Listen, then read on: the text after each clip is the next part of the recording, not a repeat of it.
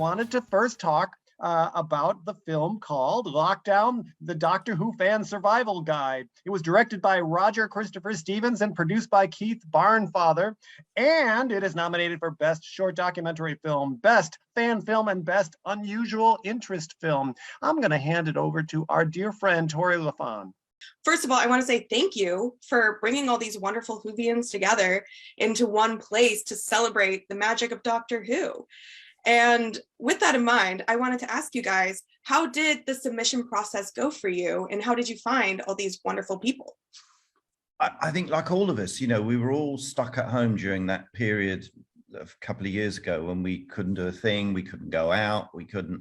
And Doctor Who fans, like most of us geeks, were doing crazy things on the internet and posting videos. And I was following a lot of it. And I was just sitting in my flat here. And I thought, this is crazy. These people are doing such great creative things, and it hasn't got it would be wrong to hasn't got a focus, but it's just being done and it's being lost. I saw a couple of specific things, and I thought, God, these guys are making mini television now. I think we had this conversation last year where I said that the lines between professional and amateur have blurred, and I suppose this was just an extension of that. And I started thinking, could we do something to make this, I don't want to sound arrogant about it, but give a meaning to it, give a focus to fans for something to do. And essentially I put a message out to, because, you know, luckily very luckily I've got a lot of friends out there who are fans, and said, you know, were any of you guys interested in submitting some stuff, doing some bits and pieces about how you got through lockdown, or how you are getting through lockdown, because most of this was filmed while people were stuck at home, not being able to go out. And that essentially was what happened. I mean, I didn't know what we'd get. And we got all this stuff sent into us. And cutting a long story short, I wasn't in a position to edit it myself for personal reasons. And I thought of my great friend, Roger Stevens over there, who's a brilliant editor as well as director as well, and asked him if he'd be interested in cutting the material that I got. So the poor person got dumped on with all this material shoved to him to put together into a documentary. And I think he did a wonderful job. Over to you, Rog.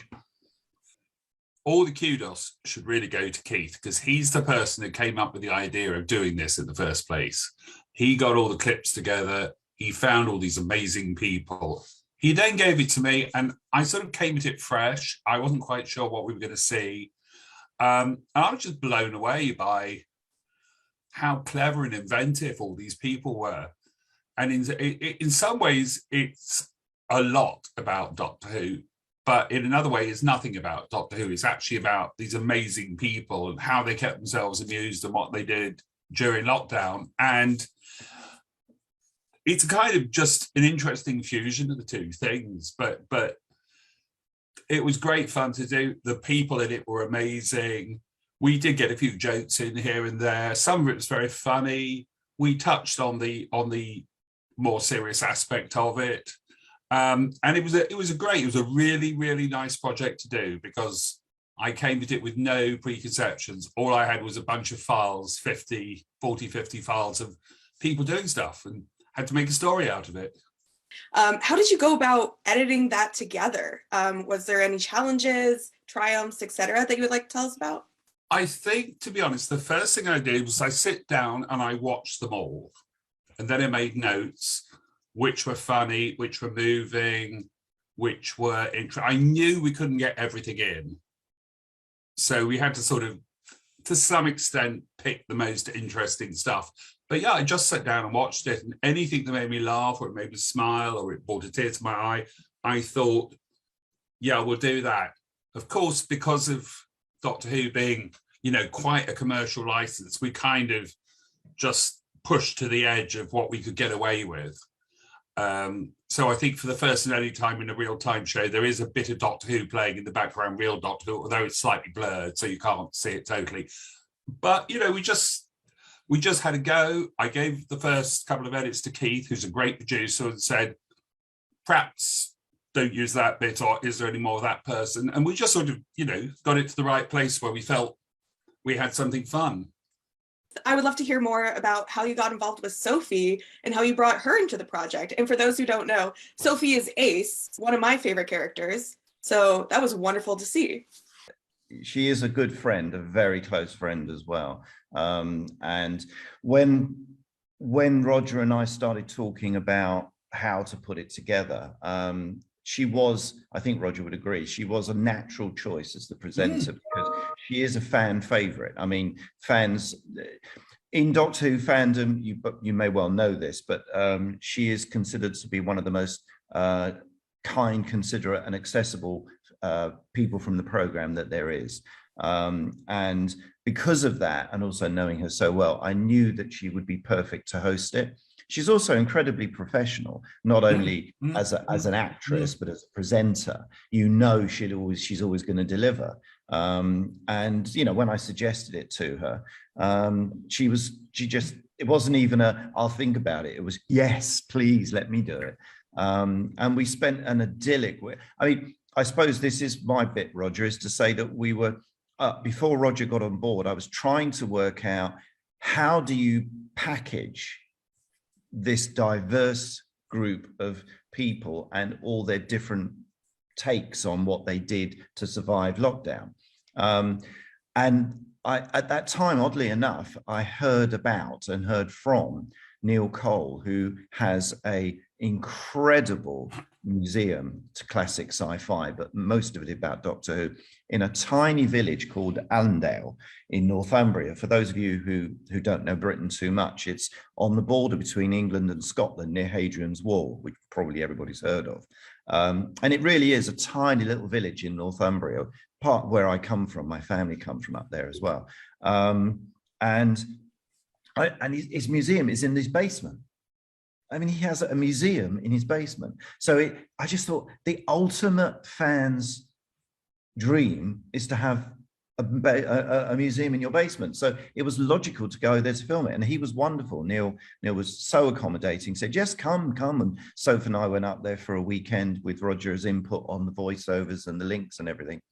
And spent an absolutely idyllic 2 days up there with Neil, shooting in the museum and doing all the links for the documentary in the museum, following Roger's script. And I think it just packages it perfectly and gets the feeling of what it's all about. I was just going to say, Sophie absolutely definitely adds something to it. She's got an accessibility. She's incredibly professional. If you give her a big chunk, she will do it till she gets it right. She won't, she won't stop. She won't say, I can't do it. She'll just say, no, let me do it again.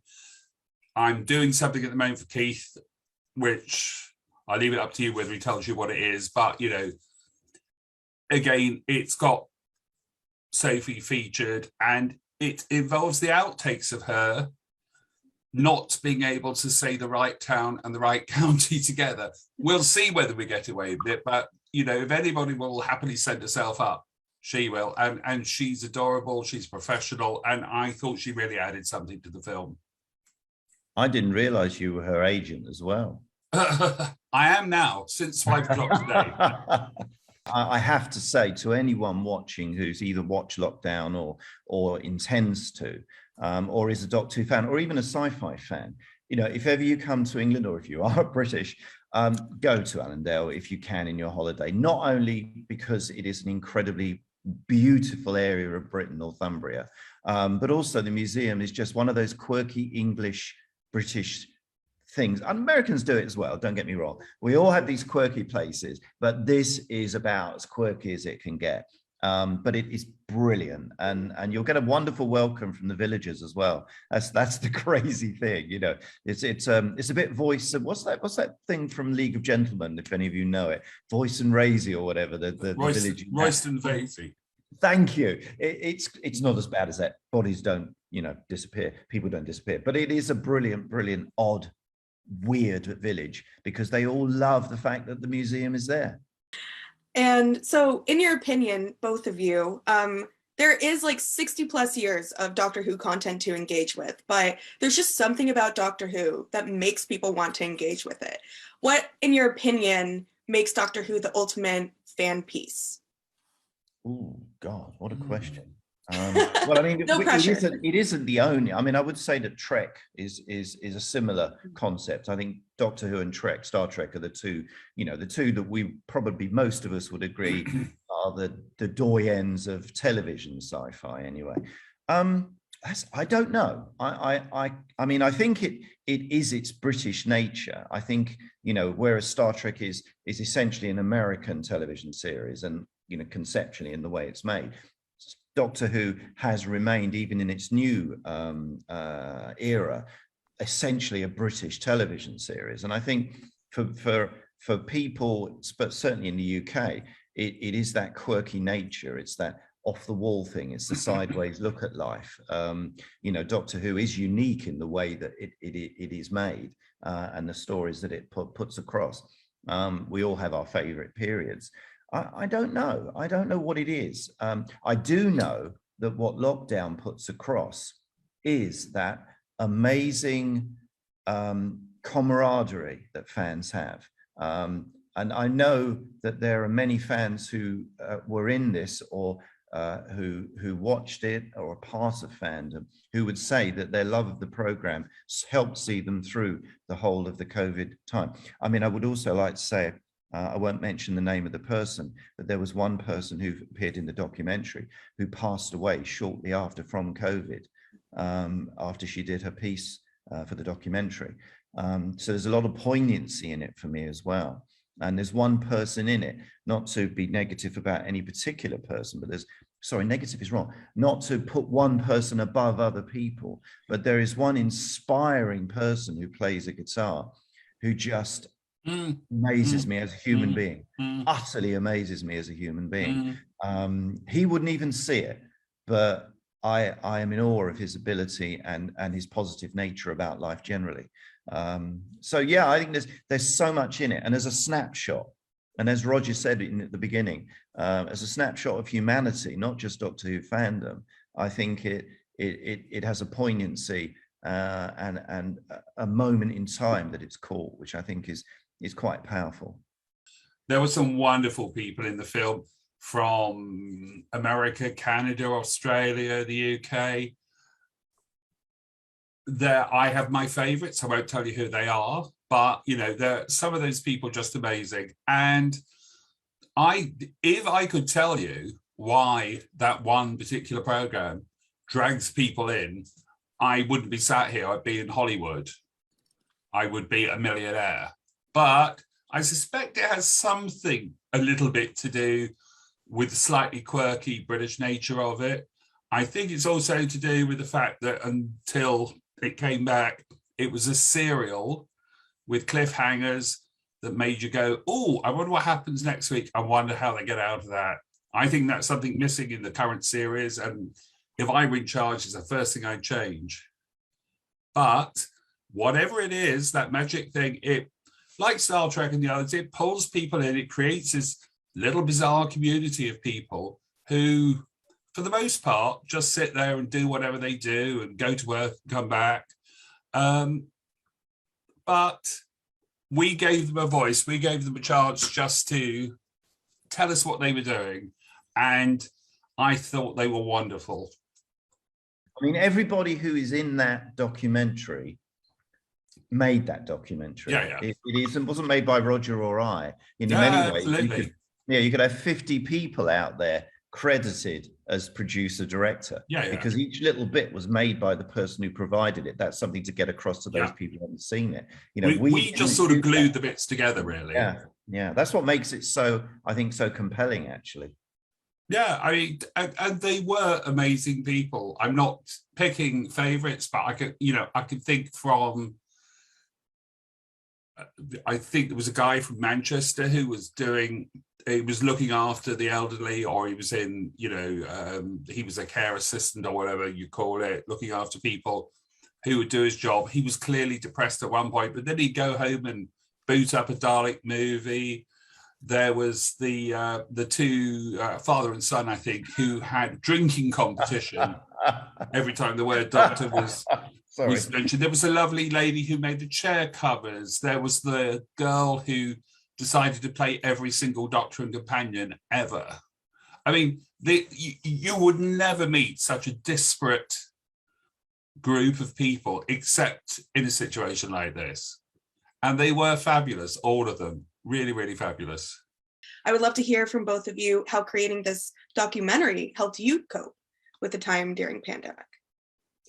Oh, that's a good question. I hadn't thought of that one. You get the brownie points, young lady. Oh, well, I mean, it is. I've never thought. I mean, in my career, you know, not only have I done these Doctor Who spin-offs, but I've also had, you know, 40 years working in television and in corporate business television as well. But I've never thought of myself as not being a fan. You know, if you stack me up against you lot in the bar when I finally get out to GeekFestToronto in a couple of years' time, hopefully, or next year, we'll all get pissed together, because yes. I simply don't think of myself as any different to everybody else. In fact, that's one of the many things about Sophie that I love so much. You know, she doesn't have that any I'm better than you, which you do sometimes get from actors. I think I would say I got from it exactly the same thing as everybody else did who provided the material so kindly to us. You know, I got them giving me so much energy, so much enthusiasm, so much positivity and happiness to help and to contribute. It made me feel fantastic getting it all together and and it filled up my time sitting around, which I had a big backlog of material I worked through, but I definitely got to the point where I was beginning to feel a bit jaded and, you know, hemmed in by the four walls. Luckily my family were wonderful, but to have all these people talking to me and saying, well, actually, I've done this, or I could do that. And well, what about this? And, you know, we're all talking about it and throwing ideas around, and people are asking me what I think about what they're going to do. And I kept saying, do what you want to do. Don't do what I want to do. Just do it and send it to me. It was a privilege. And definitely I got as much from it as everybody that contributed. And I'm just so grateful that they all did. I mean, lockdowns, I think at the moment, last year we submitted Still in the Devil's Seeds of Arador, as you know, and that's won over 100 awards, and this one's won over 40. So we're doing something right. I don't know what, but whatever it is, I'm grateful. And I think a lot of that comes down to Roger's editing as much as anything else. Very snappy and very together. When I did this, which was last year, we're probably over the worst of the lockdown. 2020 was the worst year for the lockdown. But by the time I actually got to do this project, I'd really been a bit fed up and drained by the whole thing. And doing this was a real boon.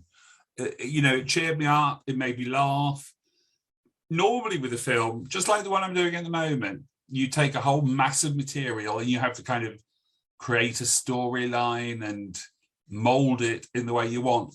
This was different, really. Although, obviously, yeah, I did write the links and everything, it's really just to get us from one thing to another, to give these amazing people a chance to, you know, to say what they said and to show us what they were doing. And that's a one-in-a-lifetime story, that one. Absolutely lovely.